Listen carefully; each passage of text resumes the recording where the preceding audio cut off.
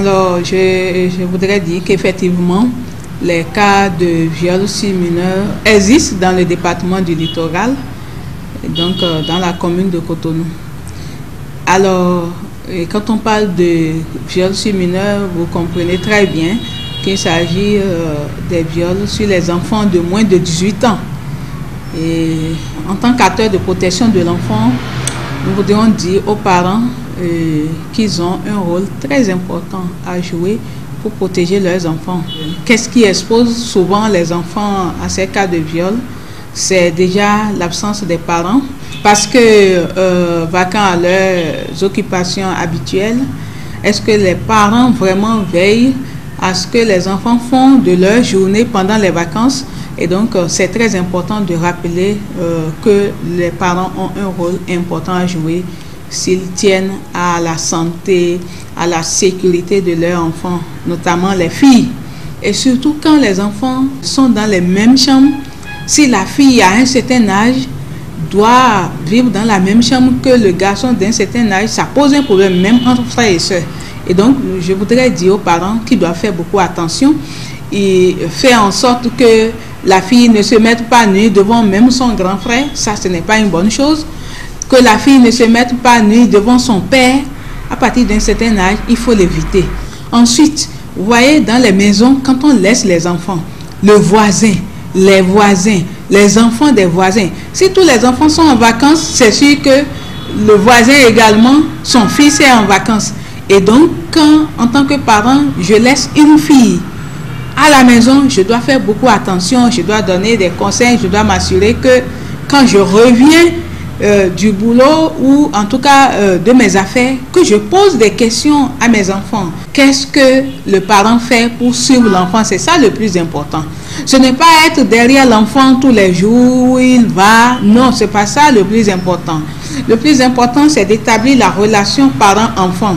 Cette relation de confiance où quand on revient, on pose des questions pour comprendre, on fait le bilan de la journée avec l'enfant, avec les enfants, mais avec la fille, hein, particulièrement. Ça n'arrive pas qu'aux autres, ce qui se passe dans la société. Si, en tant que parent, on se dit, bon, ça, moi, mes enfants, non, c'est pas possible chez moi, ça ne peut pas arriver, c'est qu'on se trompe. On se trompe parce que tant que tu ne travailles pas avec ton enfant, tu ne l'écoutes pas, tu n'es pas proche de ton enfant, tout ce qui se passe, ça t'échappe. Et quand ça t'échappe, ça met l'enfant en danger. Dans tous les cas, il est important de donner les bons conseils à son enfant, et c'est chaque jour. Il n'y a pas de jour dédié aux conseils aux enfants. C'est chaque matin quand je me lève, avant de partir, je dois donner des conseils à mes enfants. Quand je reviens, je dois faire le point de la journée avec mes enfants. Si tu dialogues très bien avec ton enfant et que l'enfant a rencontré un tonton en chemin qui lui a proposé de lui donner 5 000 francs, de lui donner 2 000 francs, tu as déjà l'occasion d'avoir ce point le soir même à ton retour. Et ainsi, tu prends des décisions par rapport à ça.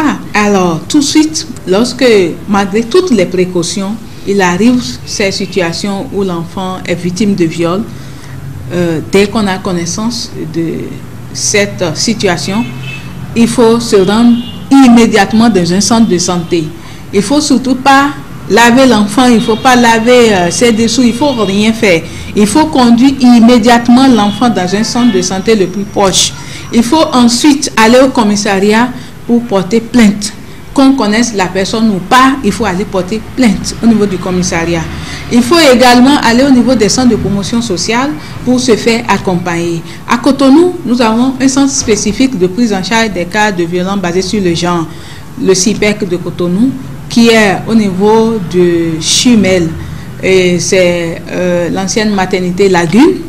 Et on peut aller là-bas directement et là, on a les psychologues, on a des juristes, on a des assistants sociaux, on a des médecins, on a des magistrats, on a toutes les personnes nécessaires qui doivent intervenir pour préserver la vie de la personne victime de violence, victime de viol. Et donc, les soins sont administrés gratuitement.